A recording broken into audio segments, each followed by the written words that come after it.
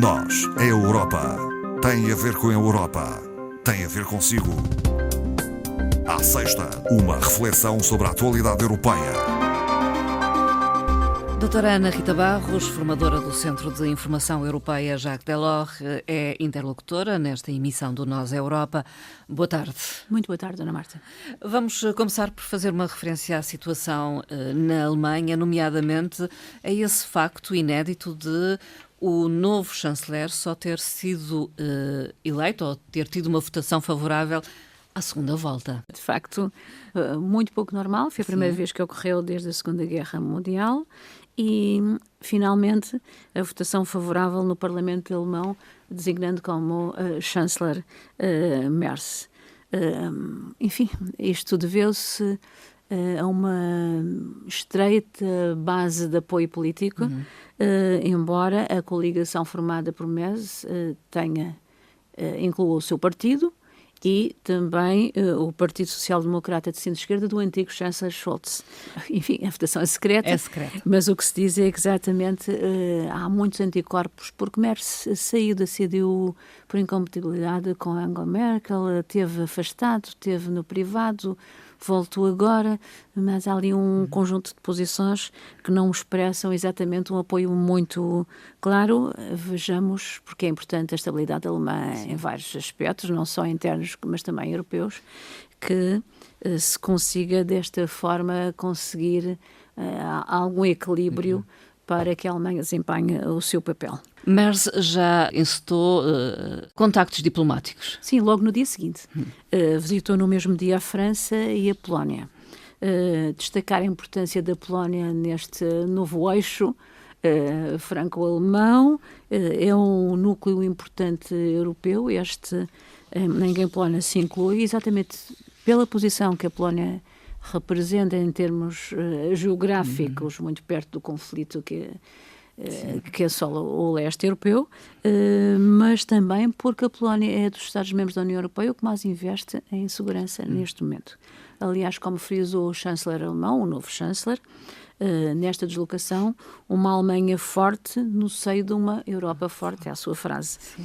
Sublinhando e destacando a importância de mais recursos para a defesa e para a segurança europeia e afirmando a necessidade de alargar a capacidade nuclear da França como uma resistência em termos de segurança europeia.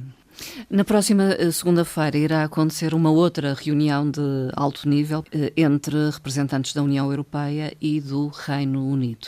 Exatamente. Portanto, dirigentes europeus ao mais alto nível, o Reino Unido reúne-se em Londres na segunda-feira próxima, com a segurança no topo da agenda. Também. Aliás, é o tema do dia, está presente. É transversal. Portanto, a União Europeia elencou as suas prioridades, o Reino Unido também, sempre com a segurança e a defesa em principal foco. E espera-se que no final da cimeira as partes assinem um pacto de segurança. O Conselho Europeu já divulgou as suas prioridades para a próxima segunda-feira, e em que inclui as medidas sanitárias, fitossanitárias, foram tão faladas na altura do Brexit, questões criminais também, e também inclui migrações e mobilidade jovem. Mobilidade jovem porque, apesar do Brexit, recordemos, o Reino Unido ainda continua a fazer parte, por exemplo, dos programas Erasmus, portanto há essa colaboração. Durante a cimeira será também potenciado o atual acordo de comércio e cooperação existente entre a União Europeia e o Reino Unido, resultante da saída do Reino Unido da União Europeia, recentemente, quer dizer, há uns anos a esta parte, dando também particular atenção às matérias como a pesca e a energia, porque estas temáticas terão que ser revistas, porque têm um prazo de validade até 2026, portanto têm que ser renegociadas, aproveitam esta cimeira.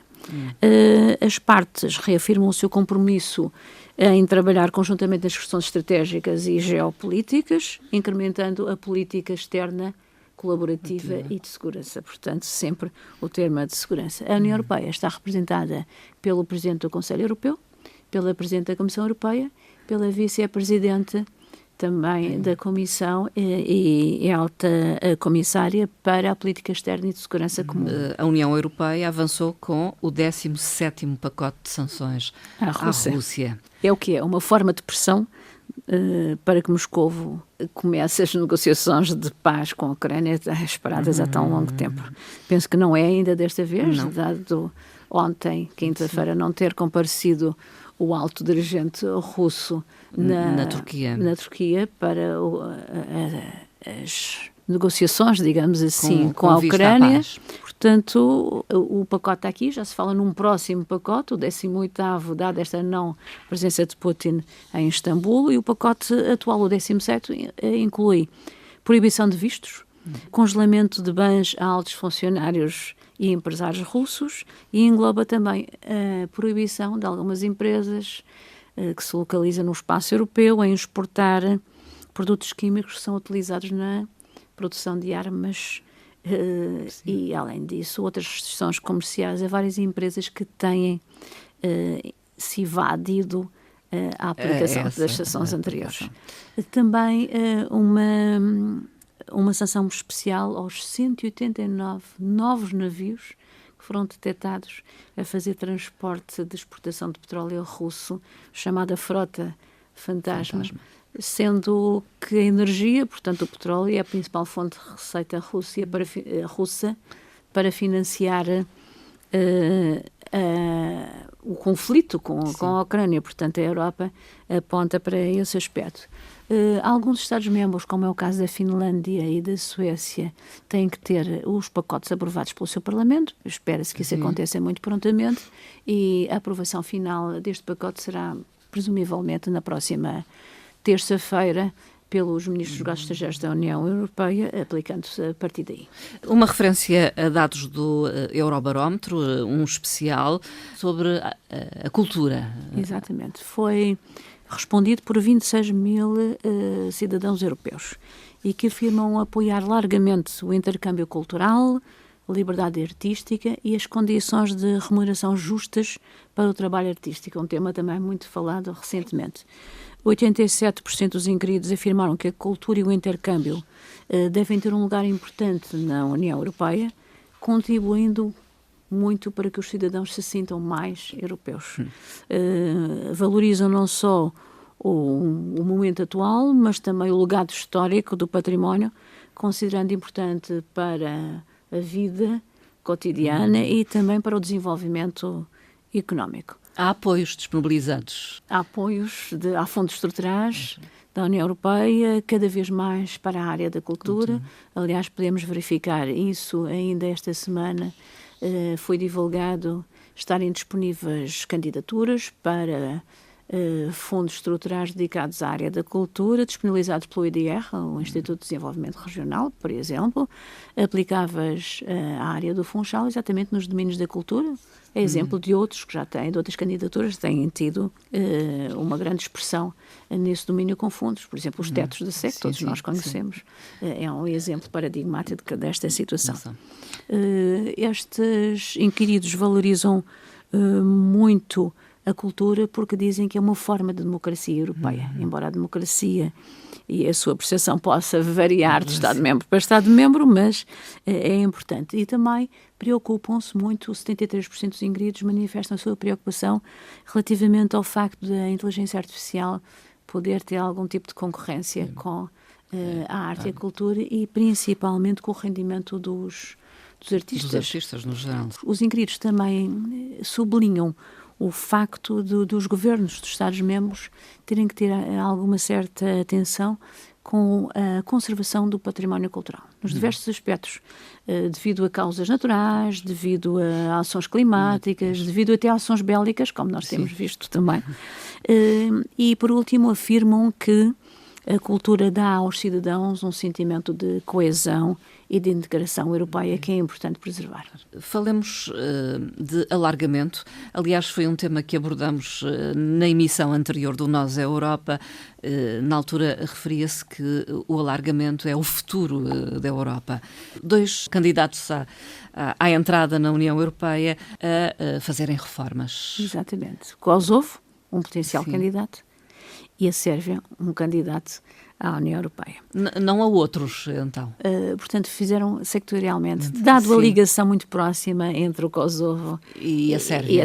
E as situações... Ainda por resolver, quase. De pouca colaboração que nós sabemos que se mantêm ali emergentes. Sim.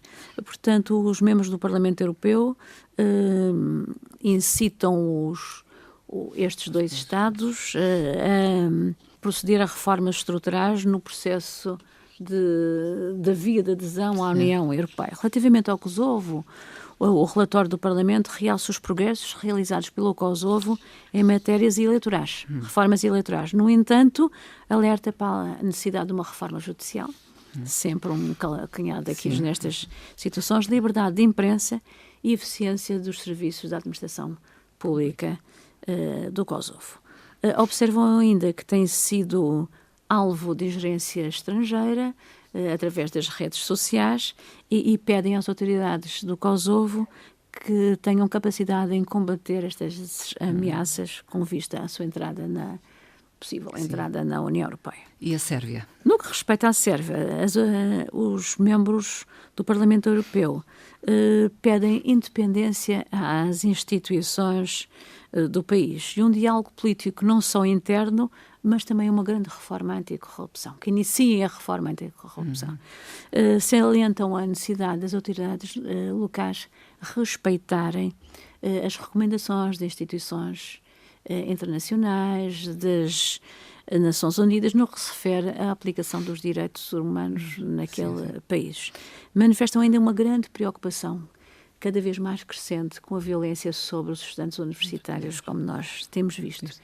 E incitam também os dois países a estreitarem as ligações entre os governos das duas capitais, Pristina e Belgrado. Será ainda um processo longo. Muito, e difícil. E difícil. A lembrar que aquela foi uma zona com um conflito bélico bem recente. Bem recente. Vamos falar do Eurostat, que também revelou alguns dados que são importantes se tivermos em conta esse conflito entre a Ucrânia e a Rússia. Exatamente. Portanto, é o Estatuto de Proteção Temporária, que foi criado... Que foi atribuído propriamente para aqui. Caso. É uma decisão do Conselho de 2022, que tem sido prorrogada sucessivamente, dada a situação, e que confere uma proteção especial aos cidadãos daquele país, portanto, naturais da Ucrânia ou residentes na Ucrânia na altura, que se tenham deslocado para vir a residir num Estado-membro da União Europeia. Tem o estatuto, embora sejam muito mais, mas tem o estatuto de proteção temporária cerca de 4.260.000 cidadãos saídos da Ucrânia.